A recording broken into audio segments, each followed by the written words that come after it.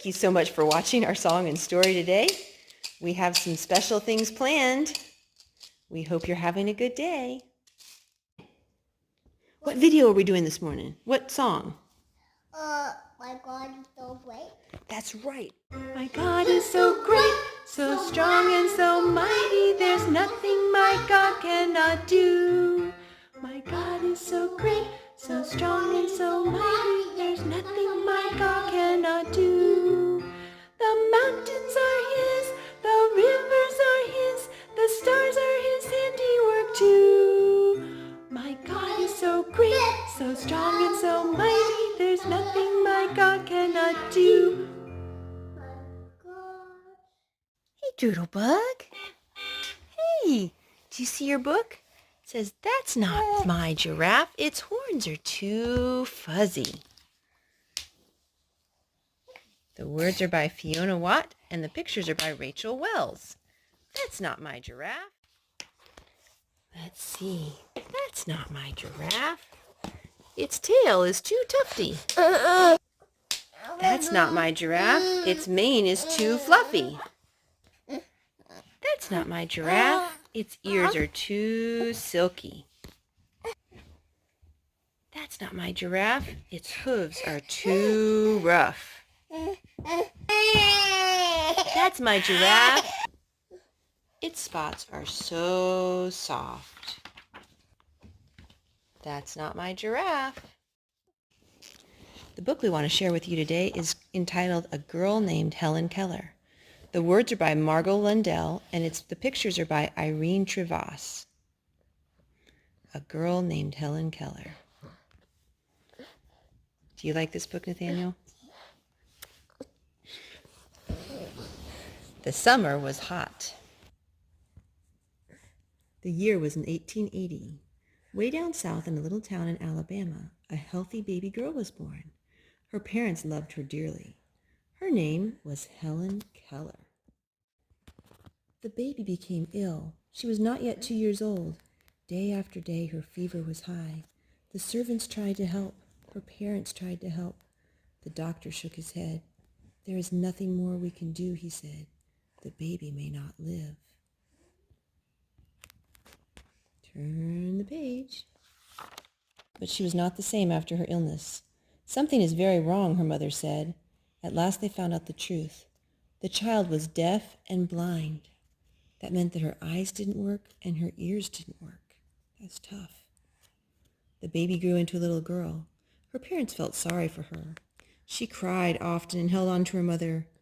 Give the poor child what she wants, her father would say.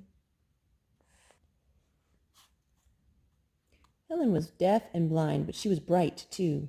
She copied everyone. Sometimes she made herself look like her father. She put on his glasses and held up his newspaper. Some people did not think Helen could learn anything. Her mother did not agree.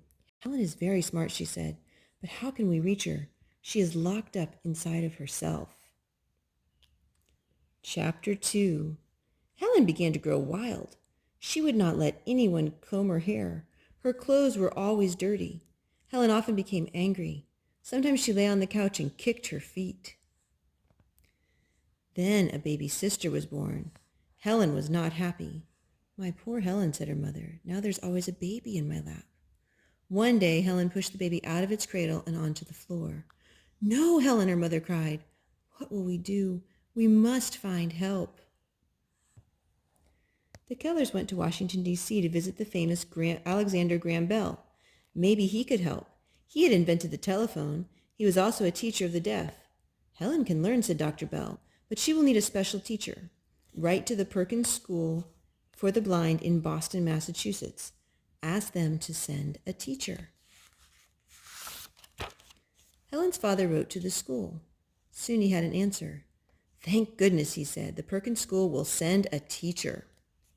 Wait. We got to read the next page. Sorry. Chapter 3. On the afternoon of March 3rd, 1887, the teacher arrived. Helen was standing near the front door of the house. Suddenly she felt the footsteps on the stairs. She thought it was her mother. She reached out. Turn the page. Someone took Helen's hand and pulled her close. It was not Helen's mother, so the girl pulled away. It was Anne Sullivan, her teacher. She was the young woman from Boston who had come to show Helen the world, and she was the woman who had come to love her. Later in her life, Helen would call this day the birthday of her soul. On the day she arrived, Miss Sullivan gave Helen a doll. D-O-L-L spells doll, said Mrs. Sullivan.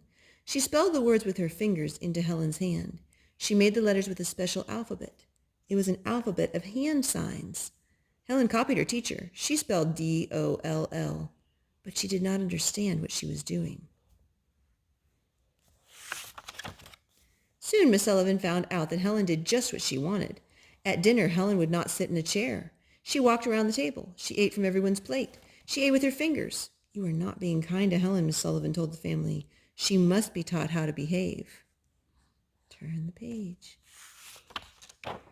There were terrible fights. Helen, you will do it my way, Miss Sullivan shouted, even though Helen couldn't hear her. She made Helen sit in a chair. Helen stood up again. She made Helen to hold a spoon. Helen threw the spoon away. She made Helen eat from her own plate. Helen threw the plate across the room. Oh no, is that good? No. No, you don't want to do that. She needed to learn to behave, didn't she, Nathaniel? Yeah. Every meal was a fight, but Miss Sullivan began to win. Helen sat in a chair at last. Helen's mother worried about Helen. Miss Annie, you are too hard on her, Miss Keller said. Well, Miss Sullivan was firm. I cannot teach Helen unless I can control her.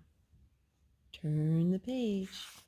Sullivan spoke to Mr. Keller. I must be alone with Helen for a while, she said. May we move into the little house in the parlor? In the garden? For 2 weeks, said Mr. Keller. No more. The Kellers took Helen for a long ride. Then they took her to the little house in the garden. That way Helen did not know she was so close to home. Miss Sullivan was strict but kind. Helen began to like her. In the little house, Miss Sullivan spelled words for Helen day and night. B-E-A-D-S, beads. D-O-G, dog. F-U-R, fur. Helen spelled the words back to her teacher, but still she did not understand what she was doing. Helen, the words mean something, said Mrs. Sullivan. She was begging Helen to understand. The 2 weeks were up. Helen and Miss Sullivan moved back into the big house. Helen did not understand the hand signs, but the teacher did not give up. One day she was teaching the words water and mug. Helen mixed up the words again and again. We need a rest, said Miss Sullivan. Let's take a walk outside. The day was warm and sunny. Helen and her teacher walked in the garden. They came to the water pump. Miss Sullivan had an idea. The teacher began pumping. Water poured out. Miss Sullivan put Helen's hand in the water. Then she spelled out W-A-T-E-R. Water, Helen. W-A-T-E-R. Suddenly, Helen understood. She understood that W-A-T-E-R meant that wet something running over her hand. She understood that water was a word. She understood that words were the most important thing in the world. Words would tell her everything she wanted to know. My heart began to sing, she later wrote. It was as if I had come back to life after being dead.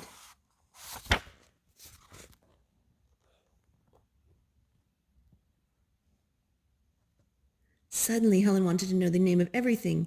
G-R-O-U-N-D, ground, F-L-O-W-E-R, flower. Then she pointed to Miss Sullivan. Miss Sullivan spelled out T-E-A-C-H-E-R, teacher. Miss Sullivan knew now that Helen understood. She was filled with joy. I thought my heart would burst, she wrote. Miss Sullivan ran to the house with Helen. She told everyone what had happened. Helen's mother wept with joy. My darling child, she cried. Then Miss Keller turned to Helen's teacher.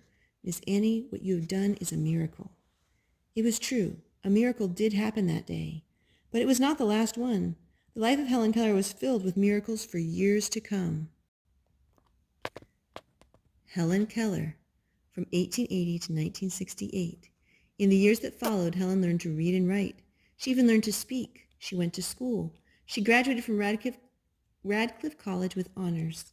Anne Sullivan helped her all the way through school. They stayed together almost 50 years.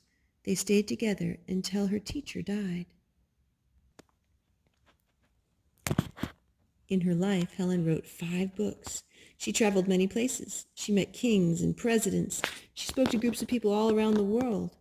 Most of the work she did was to help people who were blind or deaf. She was a warm, caring person. People loved her in return. The life of Helen Keller brought hope to many.